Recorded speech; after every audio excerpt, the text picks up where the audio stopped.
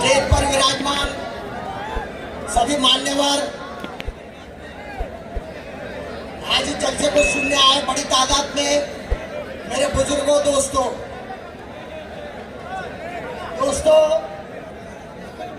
ये आज की भीड़, ये भीड़ नहीं है, ये हरा सैलाब है, ये हरा सैलाब है। और आने वाले दिनों में आमदार फारूक शाह चुनकर आएंगे, इस बात की गवाही है। बुजुर्गों, दोस्तों, ये जो यहाँ पर इमाम को प्यार करने वाले, असदुद्दीन ओवैसी साहब को प्यार करने वाले और आमदार साहब को प्यार करने वाली ये जो भीड़ है ना, ये इनकी मोहब्बत है दोस्तों। ये 300 रुपए वाले, 500 रुपए वाले लोग नहीं है।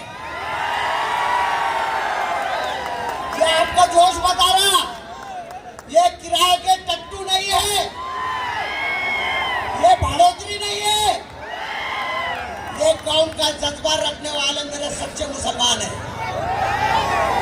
बुजुर्गों, दोस्तों, मैं कुछ बातें आपको बताता चलूं। आज जो माहौल है धुलिया से लेकर महाराष्ट्र के अंदर और महाराष्ट्र से लेकर दिल्ली के अंदर, न विकास की बात हो रही, न रोजगार की बात हो रही, न हाथों को काम देने की बात हो रही, न गरीबी की बात हो रही। जहां देखो टीवी का चैनल चालू करो, हर जगह हिंदू हिंदू, मुसलमान मुसलमान, शमशान कब्रिस्तान, भारत पाकिस्तान, यही चल रहा है दोस्तों। कहीं कोई बात नहीं हो रही। इसकी शुरुआत धुलिया वालों ने भी कर दी है। धुलिया के जो बीजेपी के लोग हैं वो भी यही बात कर रहे हैं, हिंदुओं को एक हो जाओ, हिंदुओं की हुंकार। ये क्या हो रहा है? पहले तो बोले कि हमको 5 साल मौका दो, हम धुलिया शहर का विकास करेंगे। अरे भाई, तुमको दिए थे ना पिछले 5 साल, महापालिका के अंदर तुम्हारे 50 से ज्यादा नगर सेवक आए थे और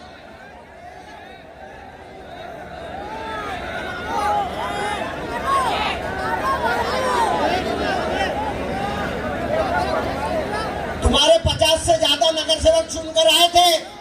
महापालिका तुम्हारे हाथ में 5 साल दी हुई थी। तुमने क्या किया? हमारी बस्ती की माँ बहनों को पानी की बूंद बूंद के लिए तुमने तरसा दिया। कहीं शहर में विकास का नाम नहीं, कहीं रोडों का काम नहीं, कहीं गड्ढों का काम नहीं। उसके पहले धुलिया शहर वासियों ने खासदार करके डॉक्टर सुभाष भामरे को 2 बार चुन के दिया। इन 15 सालों में तुमने 15 लाख का निधि भी मुस्लिम बस्ती में दिया क्या? 15 लाख का निधि भी तुमने नहीं दिया और तुम फिर मुंह उठा के आ गए कि 5 साल दो। ये तो अल्लाह का एहसान करम है। तुम्हारी इकाई की वजह से बुजुर्गों, दोस्तों, तुमने जो एक दिली दिखाई और भर भर के जो वोट दिया इमाम को और जो डॉक्टर फारूक शाह चुन के आए, उसका ये नतीजा हुआ कि 70 साल का हमारा बैकलॉग भर के निकल गया। हमारी बस्ती में जो 50 साल से काम नहीं हुआ था, ऐसा सारा काम हो गया। तुम नीचे से लेके ऊपर तक सिर्फ क्या बातें करते हो? तुम विकास पर कभी बात नहीं करते। तुम सिर्फ हिंदू मुसलमान करते हो, कभी मुसलमान, कभी मंगलसूत्र, कभी मटन, कभी मच्छी। अरे काम करो, काम के नाम पे वोट मांगो। अगर तुमने काम किया है, काम के नाम पे वोट मांगो, लेकिन तुम्हारे पास कुछ भी नहीं है, ना विकास का एजेंडा है, ना काम देने की कोई बोली है। बुजुर्गों, दोस्तों, मैंने अभी नरेंद्र मोदी का एक चैनल पे इंटरव्यू देखा, भाषण दे रहे थे, बोले मुसलमान तुम्हारी भाषा छोड़ के लेके जाएंगे। उसके बाद में बोले ये तुम्हारी रोटी पे, ये घुसपैठिए जो है, ये तुम्हारी रोटी पे हमला कर रहे हैं। अरे ये कौन सी बात हो गई? उसके बाद बोले ये तुम्हारी बेटियों पे भी हमला करेंगे, ये जमीन पर हमला करेंगे, ये सारी चीजें हड़प कर लेंगे। आज 75 साल हो गए आजादी को, हमने कौन सी इनकी जमीन पर आज तक हमला किया और इनकी कौन सी जमीन हड़प कर ली? अरे ये हमारी वक्फ बोर्ड की जमीन हड़प करना चाहते हैं और इल्जाम हम पर दे रहे हैं। तो बुजुर्गों, दोस्तों, इनके पास कोई एजेंडा नहीं है। ये सिर्फ हिंदू मुसलमान करके हिंदुओं को एक कर अपनी सियासती रोटी सेकना चाहते हैं।